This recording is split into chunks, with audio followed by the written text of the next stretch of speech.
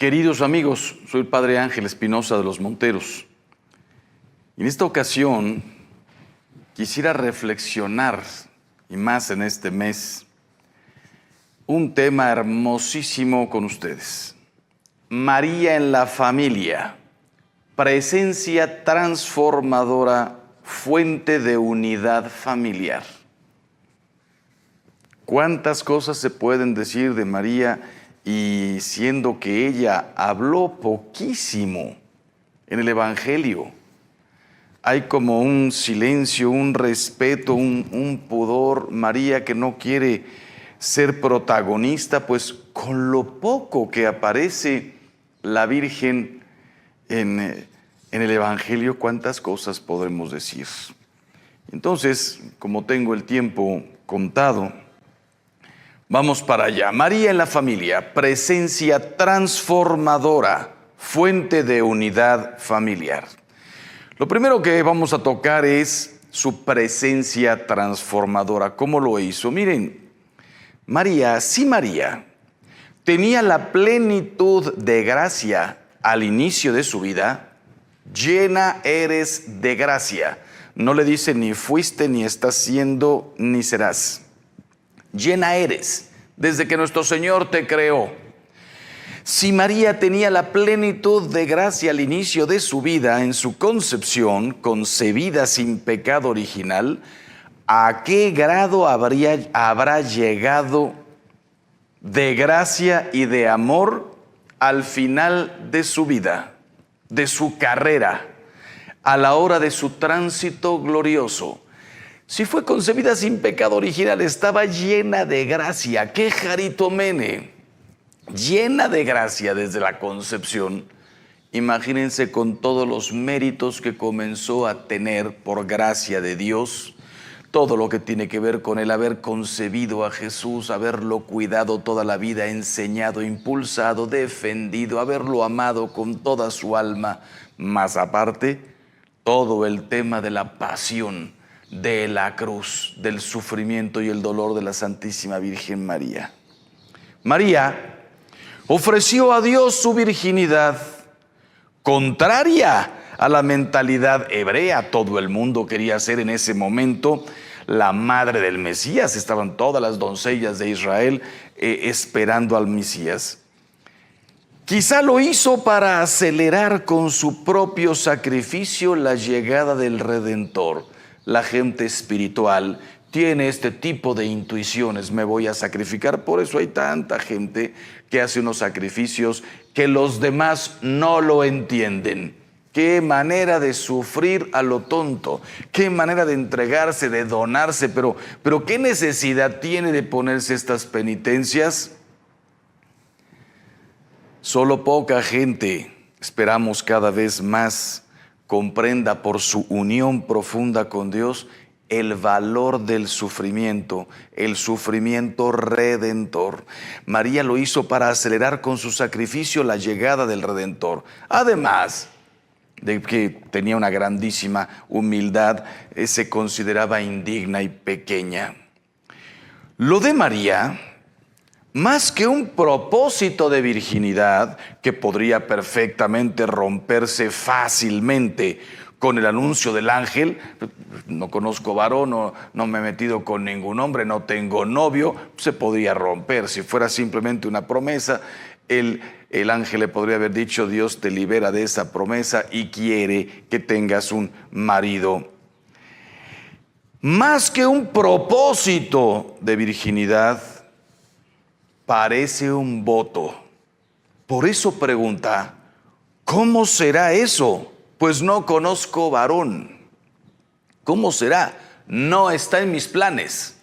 No dice: ahora que empiece yo a conocer muchachos, perfecto, se cumplirá lo que Dios nuestro Señor quiere de mí. Déjame que comience a salir con un pretendiente y ahí vemos si con él podrás. No. ¿Cómo será esto?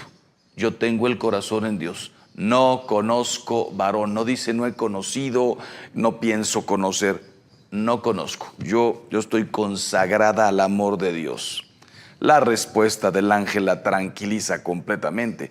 Cuando ella comenzaba a pensar, tengo que cambiar, romper, si fuera el caso, un voto que había hecho. El ángel la tranquiliza. Será sin detrimento de tu virginidad. El Espíritu Santo vendrá y te cubrirá. ¿Quién era José? José era como un muro que la protegía para poder llevar su vida consagrada totalmente a Dios. Dios Padre quiso que su Hijo viniera al mundo casi de una manera normal, por supuesto que de una manera extraordinaria, a través del Espíritu Santo, pero ordinaria, con una familia, con un padre putativo, con una madre, asistiendo a la escuela, a la sinagoga, después a las escuelas con los doctores, etc. Una persona normal, trabajando. ¿No es este el hijo del carpintero? Jesús nunca llamó la atención en 30 años. 30 años. Entonces, ¿quién era José? Un muro de contención fuertísimo, que la protegía, la defendía, la cuidaba junto con el niño para que se realizara la voluntad de Dios. María, estamos hablando de lo que es su presencia transformadora, comenzó a transformar primero el mundo, después sería las almas, la familia. María conocía las culpas de Israel, era una mujer culta, conocía la Biblia, por eso se había consagrado a Dios con toda su alma, venía de una familia, hoy diríamos católica, en aquel tiempo no era católica, sino venía de una familia anclada en el amor de Dios. Zacarías, su tío, era sacerdote, así que ella habría asistido también a la escuela y habría leído a lo que se les permitía a las mujeres, y a la sinagoga, y a leer la Biblia, y por tanto ella conocía las culpas de Israel, los pecados de la casa de David, oraba y se sacrificaba para acelerar la redención. Por eso se consagró a Dios, y a la oración, y al servicio, y al amor. María, del Espíritu Santo, formó a Jesús en su seno. Así se forma el cristiano. Presencia transformadora, con su sí, con su aceptación, con su entrega incondicional, formó del Espíritu Santo a Jesús en su seno. Qué bien sabe María la forma, qué bien sabe María la manera de formar a Jesús en los demás, de transformar a los demás en otro Jesús. Por eso se nos pide, yo soy el primero en pedirlo, en invitar a la gente a rezar el rosario, a rezar el rosario, a contemplar la vida de Cristo con los ojos de María y agarrados de su mano, para ir modelando en nuestras almas: yo quiero ser como Jesús. Rezar el rosario es una meditación, pero es a la vez una contemplación de lo fundamental de la vida de Cristo. Y María, que es mediadora de todas las gracias, nos va transformando en su Hijo. María, y aquí pasamos a lo que dice fuente de unidad familiar. Hasta aquí es transformación. Fuente de unidad familiar. ¿Cómo era el corazón de María para convertirse en fuente de unidad familiar? Todo lo que voy a decir lo deberíamos vivir nosotros en nuestra familia. Un corazón contemplativo. Dice el Evangelio, de las pocas cosas que dice de María: meditaba y contemplaba todo y le daba vueltas en su corazón. Profunda vida interior.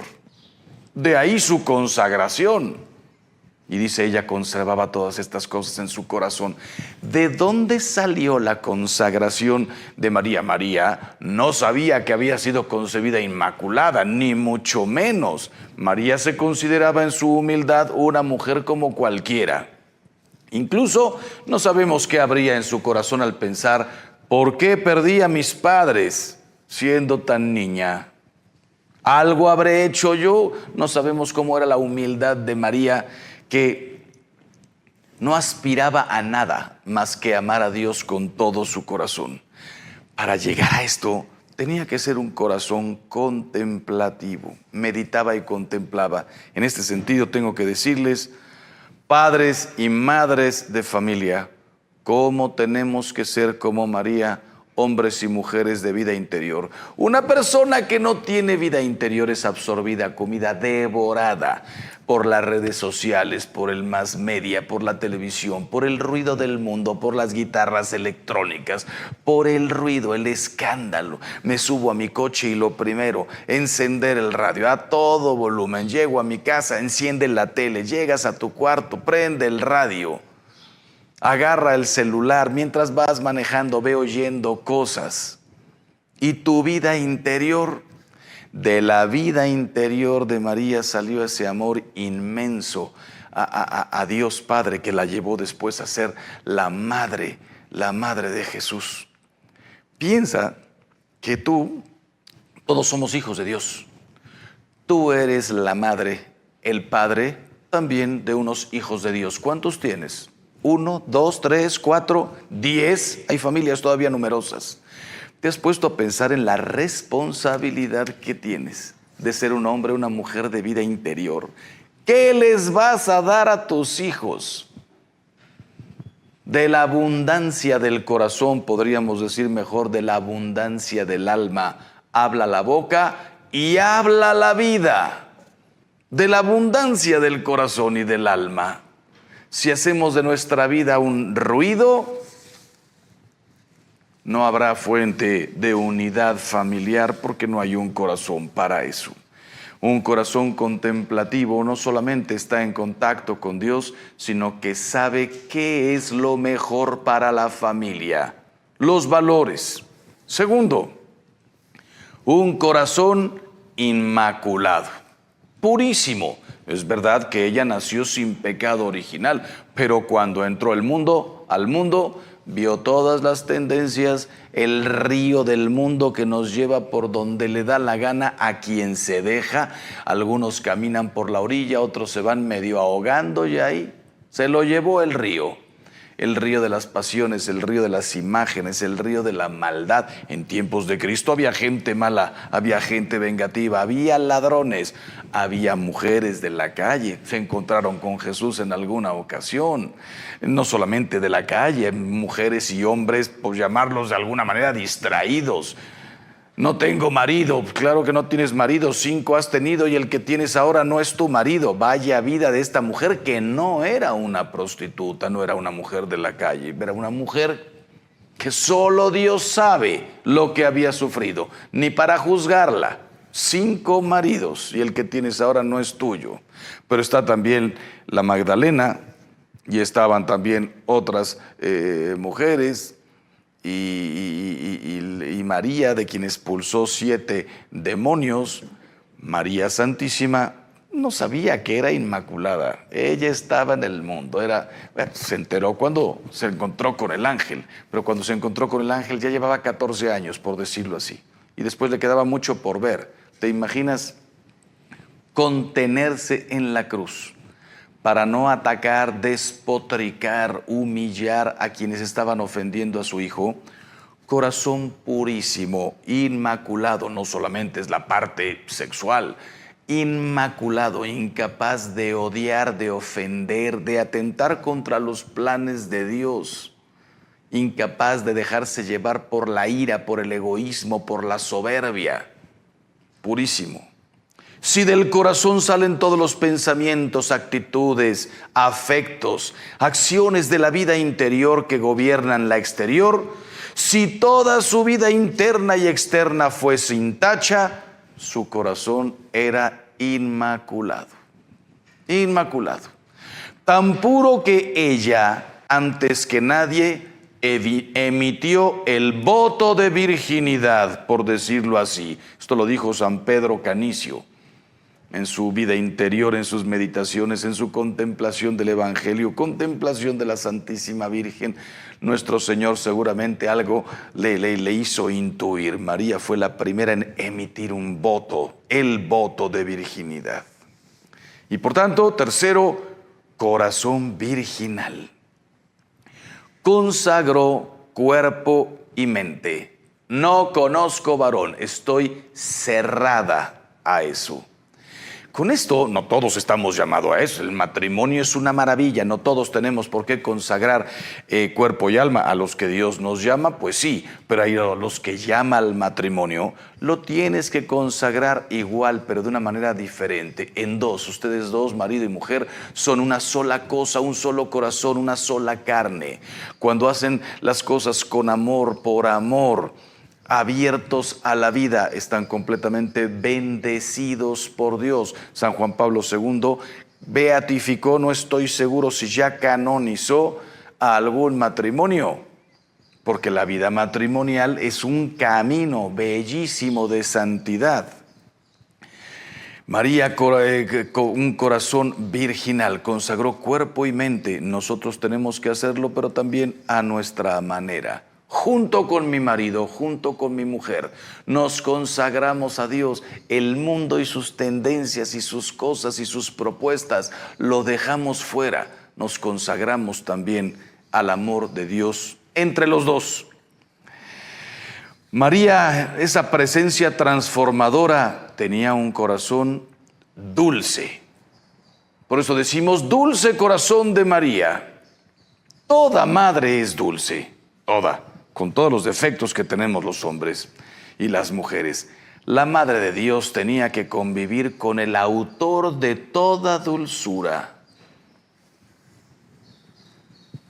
Imagínate en las bodas de Caná, cuando María le dice a Jesús, no tienen vino.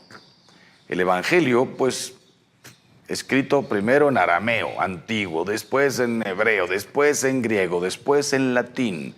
Nos reporta después cada quien en su lengua. Una expresión que a veces nos puede chocar un poquito. Mujer, ¿qué nos va a ti y a mí? ¿Qué tenemos que ver tú y yo? Hay diversas maneras de traducirlo. Algunos podría decir, qué tremendo. Pero todo se aclara cuando María, con una seguridad, se voltea y le dice a la gente, haced lo que Él os diga. O sea, estoy segura. María no salió corriendo y digo, bueno, ya verás tú. No se quedó viendo a Pedro y algún apóstol más que estuviera por ahí, algún discípulo, como diciendo, qué horror, me metí en lo que no me importaba. Tenía una certeza. ¿Cómo habrán sido esos 30 años de convivencia de Jesús y María? Si nosotros sabemos ser dulces con nuestros bebés, ustedes, cómo se preocupan de agradar, de cuidar, de meterle bondad a toda la familia, ¿cómo sería el corazón de María? Ahora lo que yo les pido, dado que estamos hablando de fuente de unidad familiar, si me está escuchando alguno o alguna que tiene un carácter complicado, que se le sale la ira, el egoísmo, la impaciencia, que no ha podido perdonar, encomiéndese al dulce corazón de María. Quinto, humilde y agradecido. ¿Cómo necesitamos eso en familia? Para transformar el mundo, pero para comenzar por transformar mi familia. Humilde y agradecido. Dice María, apenas entra a casa de Isabel, se acababa de encontrar hace unos días con el ángel, miró la humildad, es decir, la pequeñez de su esclava. Cuando María dice la humildad, no se está engrandeciendo como si yo les dijera ahorita, oiga, yo soy muy humilde, le doy gracias a Dios porque me hizo muy humilde. Eso lo dijo María. Cuando dice, vio la humildad, lo junta con la palabra de su esclava, está hablando de su pequeñez. Se fijó en mi pequeñez. Humildad viene del latín humus, tierra. Vio en dónde me encuentro yo, Dios está aquí, yo estoy acá. La humildad, la pequeñez de su esclava. agradecida, dice inmediatamente, Magnificat. Engrandece mi alma al Señor, se alegra mi espíritu en Dios mi Salvador. Engrandece, es una manera de decir gracias, gracias. Humilde y agradecido. María nunca habló de ella. Y vaya que tenía motivos. Nosotros a veces tenemos motivos para hablar de nosotros. ¿Quién es el encargado de este colegio? Soy yo. ¿Quién está llevando este proyecto de caridad en esta? Estoy yo con unos amigos. A veces no digo yo, digo estamos nosotros. De alguna manera les dejo ver que estamos participando. María tenía motivos para hablar de ella. Soy la madre de Dios, la madre de Jesús. Qué impresionante que María nunca habló de ella. No se echó una sola flor. No mencionó una sola de sus muchísimas cualidades. Lean el Evangelio, no hay nada. Hasta San Pablo en los Hechos de los Apóstoles dice, ¿quieren que presuma? Voy a presumir un poquito. Todos los apóstoles, yo soy más grande que ellos, yo he hecho más que ellos, yo he sido golpeado, apedreado, me dieron por muerto, me escapé aquí, estuve 2 veces ahí en el mar sufriendo. Si hay alguien que ha predicado, soy yo. Lo dice San Pablo, después como que pide una disculpa, dice, perdón por mi presunción. María, ni siquiera eso, ni siquiera eso. Humilde y agradecido, nunca dijo soy la madre, permaneció en la sombra. ¿Cuántas veces en familia, los padres de familia somos los primeros que tenemos que ser humildes? ¿En qué te ayudo? ¿Qué te hago? A veces nos reímos, ¿verdad? Porque las expresiones de nuestras madres, las chanclas, las tronadas de dedos, los gritos, las explicaciones, esto es así, ¿por qué? Porque sí. Es lógico, muchas veces pasa eso y detrás de cada una de estas expresiones hay un grandísimo amor. ¿Y esto por qué se hace? Porque yo lo digo.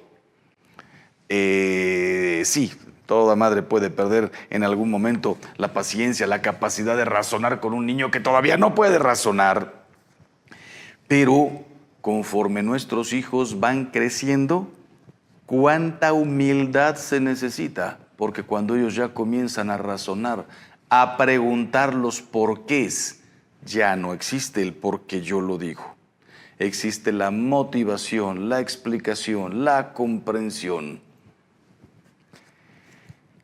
Sexto, o lo que sea, corazón abrazado de amor y traspasado. Abrazado de amor y traspasado. ¿Qué significa esto? Se traduce en obras y en sacrificios. Le habían anunciado, traspasado por una espada de dolor. Tu corazón será atravesado por una espada de dolor.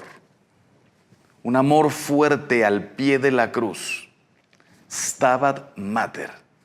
Estaba ahí la madre, de pie, donde no estaban los apóstoles, solamente Juan y otras 2 o 3 mujeres.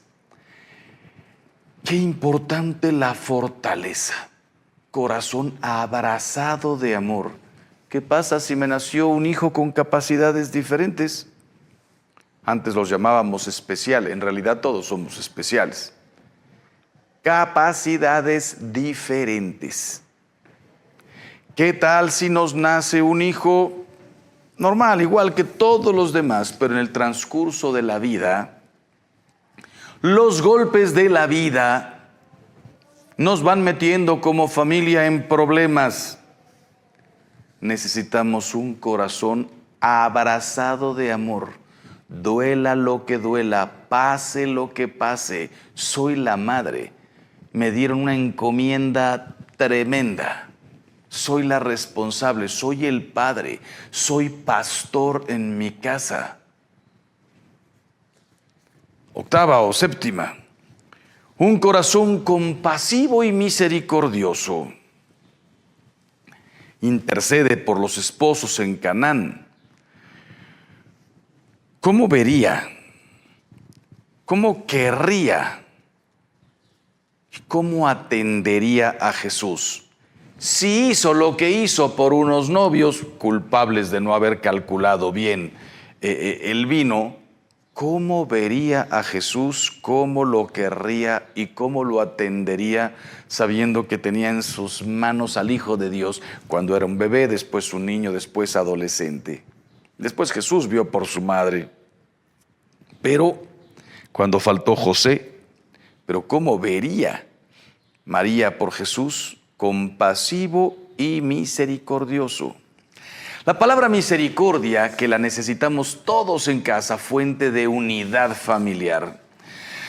La palabra misericordia es la expresión de un amor que no busca la concupiscencia ni el propio interés. Un amor de benevolencia. Quiere y en eso descansa, en el hacer el bien. Quiero por querer, quiero por tu bien, quiero tu felicidad, quiero tu paz. Nada que tenga que ver, por decirlo así, conmigo.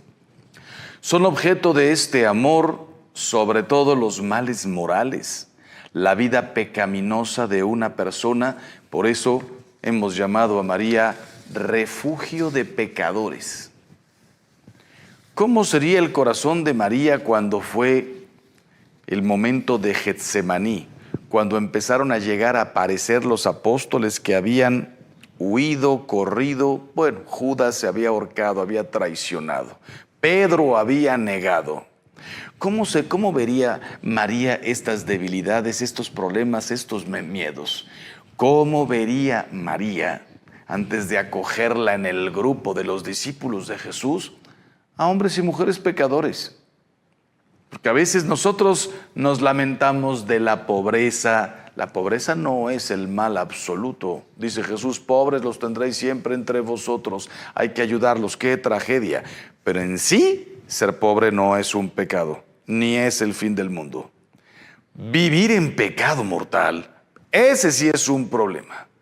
¿Cómo vería María a los pecadores, a los que estaban apartados de su Hijo, a los que estaban apartados del Padre, los que rechazaban el Espíritu, los que no comprendían que estábamos creados, que fuimos creados para la eternidad y estaban viviendo para el mundo y sus propuestas?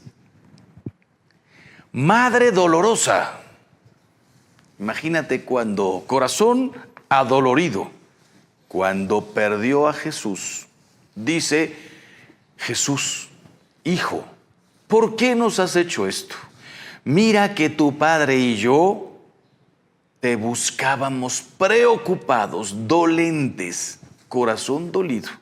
No nos podemos imaginar lo que sufrió María esos 3 días, cuando Jesús tenía 12 años. Solamente de pensar lo que le podría haber pasado al Hijo de Dios, y ella y José eran los responsables. Se iba cumpliendo la extraña profecía de Simeón. Todo fue un martirio interior en la cruz. Una espada te atravesará el alma. Pero comenzó desde el nacimiento en una cueva, la huida a Egipto, lo buscan para matarlo. Regrésate otra vez a Nazaret, se pierde en el templo, en la vida diaria con el trabajo y el cansancio de hace 2000 años, sin las comodidades que tenemos nosotros. Y después una espada te atravesará el alma. Jesús no permitió las afrentas exteriores ni injurias contra su madre.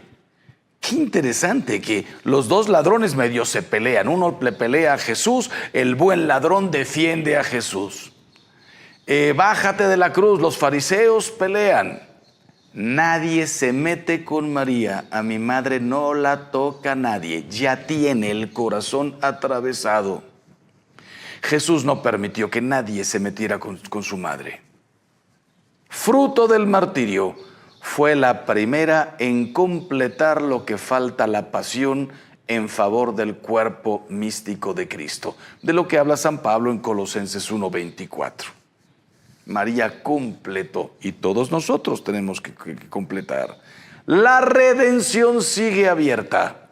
María, la Madre Dolorosa, nos dice que en familia, si queremos vivir unidos, todos tenemos que sufrir un poquito y ofrecerlo todo.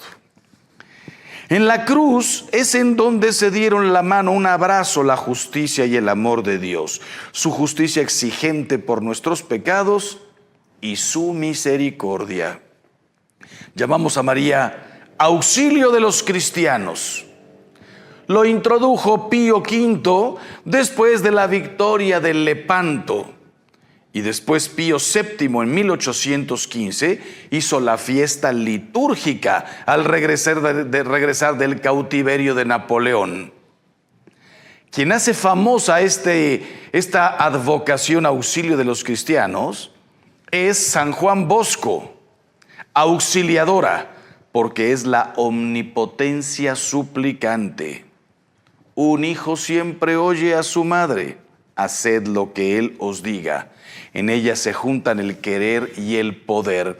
Así como María fue auxilio de los cristianos, comencemos por la propia familia. Auxilio de mi marido, auxilio de mi mujer, auxilio de mis hijos, auxilio de mis padres. María es auxilio de todos nosotros, no solamente en la guerra de Lepanto, el problema con Napoleón. El problema de las tentaciones, el problema del pecado, el problema del demonio del mundo y de la carne.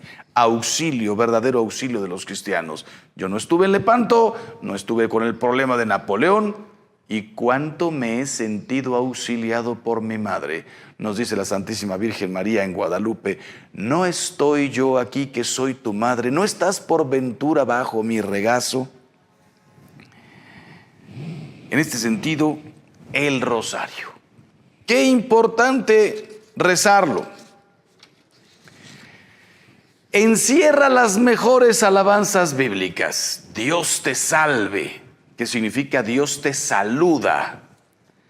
María, llena de gracia, el Señor es contigo. No está, porque si está podría ahorita no estar. Es contigo. Todo el tiempo. No fue ni será, es contigo. María no entendía en ese momento todo, ahora nosotros lo sabemos. Inmaculada y con una misión, es contigo. Bendita tú eres entre todas las mujeres. El rosario encierra las mejores alabanzas bíblicas y nosotros podemos decirlas todos los días. Pero además es un compendio del Evangelio. Los 20 misterios. Esta frase la dijo Pío XII, pero en aquel tiempo decía los 15 misterios. Después vino San Juan Pablo II y nos hizo un regalo enorme. Los 5 misterios luminosos. ¿Por qué decimos un compendio? Muy sencillo. El que reza el rosario todos los días está repasando todos los días, o por lo menos todas las semanas, toda la vida de Cristo, lo más importante. Lo más importante. Misterios gozosos, luminosos, dolorosos y gloriosos. Decía San Juan Pablo, más bien Juan Pablo II, en un discurso que pronunció en la ONU, no soltaba de su mano el rosario. Era realmente un papa mariano. ¿Por qué? Porque tiene una impronta cristológica, el acontecimiento salvífico de Cristo. ¿Qué significa una impronta cristológica? Todo el rosario nos habla de Cristo. ¿Y de qué nos habla?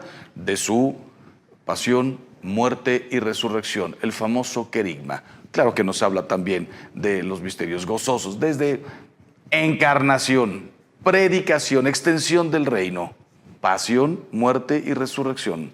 Pero además tiene una impronta trinitaria el rosario, porque decimos gloria al Padre, al Hijo y al Espíritu Santo. Además, en los misterios se encarnó por obra del Espíritu Santo. Está siempre presente la Trinidad. Una impronta contemplativa. La repetición del Ave María constituye el tejido sobre el cual se desarrolla la contemplación de los misterios. Dice Pío XII en Marialis Cultus número 46. Se contempla, no se repiten Aves Marías. Vean cómo el corazón de María, todo lo que hemos dicho, nos viene de maravilla para ver cómo tenemos que ser nosotros en casa, el rezar el Ave María, una oración laudatoria.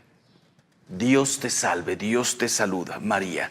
Bendita tú eres entre todas las mujeres, la alabanza de Isabel a María. Bendita eres, porque además bendita por haber creído. Todo lo que se te ha dicho se cumplirá. Pero no solamente es laudatoria, también es deprecatoria. Decimos 50 veces más las últimas 3, ruega por nosotros pecadores, ahora y en la hora de nuestra muerte. Estamos implorando su ayuda y además en el tema principal. No decimos, ruega por los que tenemos hambre, ruega por los que estamos desnudos, ruega por los que estamos en la cárcel, ruega por nosotros pecadores. Nada me puede separar de Dios más que el pecado. Mi principal oración deprecatoria, ruega por nosotros. Además, es una oración contemplativa, laudatoria, deprecatoria, contemplativa. 20 misterios por contemplar a través del corazón inmaculado de María. Pues bueno, tengo que ir poniendo la conclusión. Decía San Juan Pablo II, familia que reza unida. El tema de esta charla, María, fuente de unidad familiar. Familia que reza unida, permanece unida. Mira, a veces me buscan a mí mamás y papás con sus hijos ya de 16, de 17 años. Mis hijos ya no quieren ir a misa. No te voy a culpar, no sé en qué te equivocaste. Algunos hicieron todo bien, pero la libertad, el libre albedrío de los hombres, después cada quien hace lo que le da la gana. Pero algunos no, algunos sí se equivocaron. ¿Sabes por qué la iglesia te ofrece oración, evangelio, rosario, Eucaristía, desde luego todos los domingos, pero ¿y por qué no también entre semana? Participar en apostolados. No es lo mismo un niño que nace y desde que tiene 2 años todavía ni se da cuenta de su entorno y ya está en misiones, con su camisetita de familia misionera, de bebé misionero, juventud misionero. Todavía no despierta al mundo y ya está en misiones, ya está ayudando en un pueblo, ya está en un colegio, porque somos familia. Y claro, cuando tiene 6, 7 años, lo más normal, le parece, lo más normal en Semana Santa, estar en todos los oficios de la parroquia, o en las misiones, o en las obras de caridad, o en un movimiento X, visitando las 7 casas. Yo, Ángel Espinosa Los Monteros, así crecí. Para mí la Semana Santa era la visita de las 7 casas aquí en mi ciudad de Puebla, asistir a los oficios. Ya después venía la semana de Pascua y el mar, la montaña, lo que se podía. Pero desde muchísimo antes de tener uso de razón, o sea, yo crecí dentro de la iglesia. Qué difícil para quien ha descuidado todo esto. La oración en familia, la oración en la iglesia, la pertenencia a un movimiento, a una espiritualidad, a unas misiones. Qué difícil querer ponerlo a los 16, 17, 18 años. Familia que reza unida, permanece unida.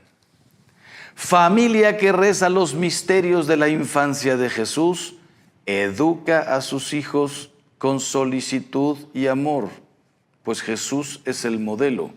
Y cuando contemplamos los misterios de la pasión, qué fortaleza para vivir esta vida luchando. La vida es una lucha, no es un baile. El baile, la cena, será eterna, cuando Dios mismo se levantará a servirnos a nosotros y nos sentará a su mesa. Aquí una lucha, allá una boda, un baile, un banquete, un manjar. No sabremos exactamente qué va a ser, pero ni el ojo vio, ni el oído oyó, ni el corazón del hombre pudo comprender todo lo que Dios tiene preparado para los que lo aman. Ahora lo que nos pide es: contempla, medita, lucha, alégrate. María no perdió la fe en la infancia, cuando veía que su hijo no era extraordinario. Primero era un bebé, después un niño, un adolescente que no daba pistas de nada. Probablemente la primera fue a los 12 años, cuando se lo encuentra dando una cátedra a los doctores, todos asombrados, y le dice que no sabías que yo tenía que ocuparme de las cosas de mi padre. Probablemente ahí fue la primera vez que María dijo, mira, es verdad.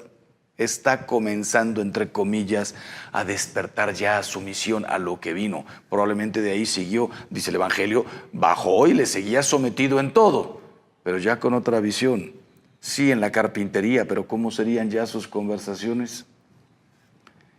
No perdió la fe en la infancia, ni la fe y la esperanza en la cruz. Oye, qué hermoso. El premio de la fe es ver lo que se cree. Y vaya que María lo vio cuando Jesús resucitó. El premio de la esperanza es poseer lo que se desea. El premio del amor, gozar con el objeto amado. Resurrección y asunción son el premio de la fe, de la esperanza y de la caridad de María.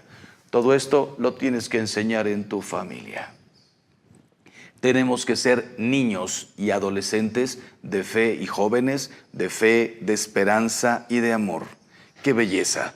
Resurrección y para María, asunción. Todos vamos a resucitar, pero no todos vamos a ser asuntos al cielo. Resurrección y María, asunción, son el premio de lo que creyó, de lo que esperó y de lo que amó. Decimos también de María, trono de sabiduría. María sabe la esencia de la vida. Probablemente, o más bien seguramente, no tenía idea de geografía, que conocían del mundo, de historia, conocían la del pueblo de Israel. No sabía, y de Egipto alguna cosilla, no sabía todavía todo lo que estaba pasando en Roma, en Grecia, no sabían nada. No sabía nada de geología, no sabían matemáticas, lo básico, sumar, calcular las medidas para la harina, la masa, en fin, álgebra.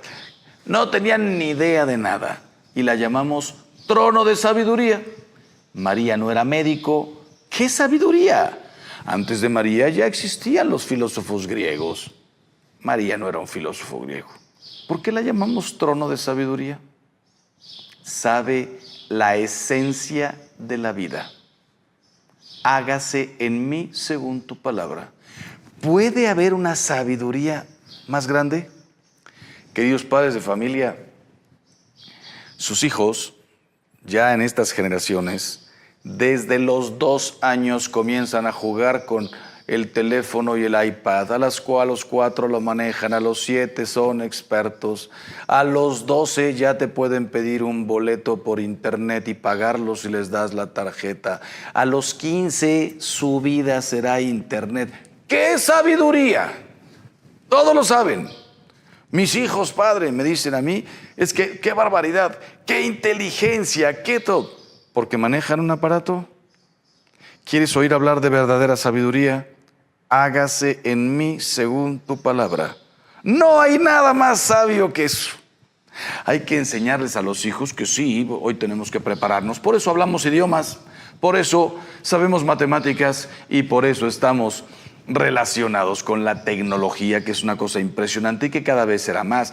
Hoy nos reímos de los que tenían un teléfono conectado a la pared, a un cable. ¿Cómo es posible que ustedes hayan crecido sin celular, marcando un disco, con una calculadora Texas Instruments? Los jóvenes que me están oyendo no saben ni lo que estoy diciendo. ¿Cómo es posible que hayamos crecido así ahora con todo lo que tenemos?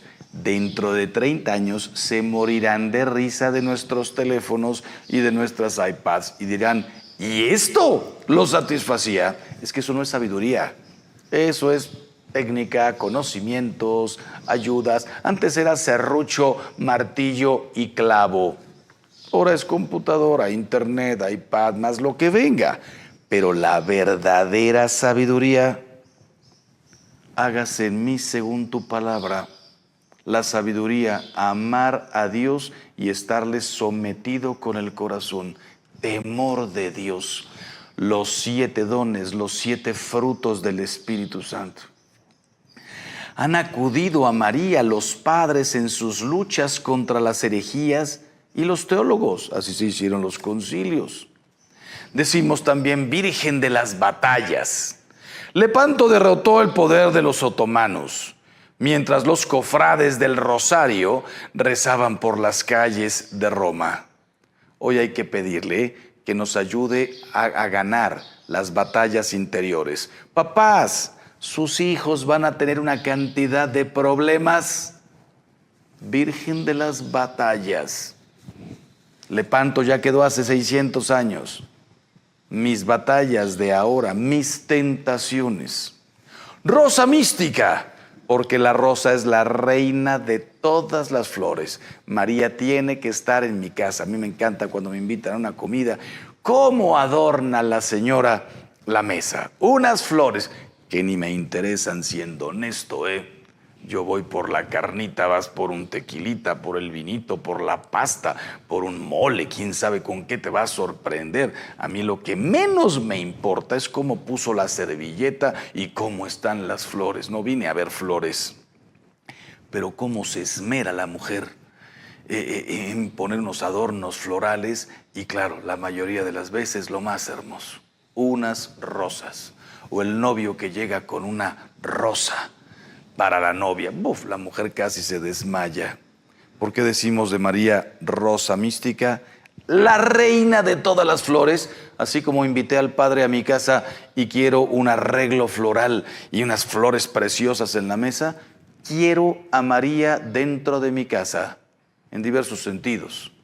En la pared, en una estatua, en una imagen, al pie de la cruz, en estampita en mi bolsillo, en mi camisa, en mi buró, pero sobre todo la quiero en mi rosario, en mi ángelus, en mis jaculatorias. Es más importante rezar el rosario o decir unas cuantas jaculatorias con todo el corazón que tener una vela encendida al pie de una imagen de la Virgen. Es mucho más importante el corazón que cualquier adorno precioso. Entonces, rosa mística. La quiero aquí, a la reina de las flores. Penúltimo, reina del cielo y de la tierra y de todo el universo, coronada, porque Cristo es el rey del universo y ella es su madre.